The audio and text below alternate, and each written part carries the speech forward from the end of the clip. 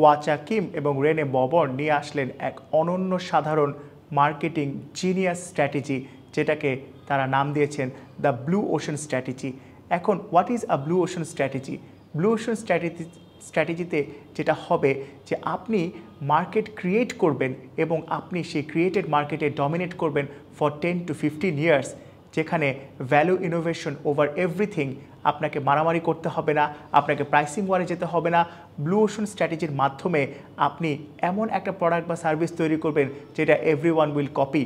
আপনাদের নিশ্চয়ই মনে আছে 2007 সালে সেই আইফোনের যখন কিনোটটা হলো, আইফোন ক্রিয়েটেড আ ব্লু ওশান স্ট্র্যাটেজি, যে ইয়েস, একটা ফোন শুধুমাত্র টাচ বেসড হতে পারে এবং সেখানে আপনার কাছে দেয়া আছে পৃথিবীর সর্বশ্রেষ্ঠ টাচিং বা পয়েন্টিং ডিভাইস, ইয়োর ফিঙ্গার।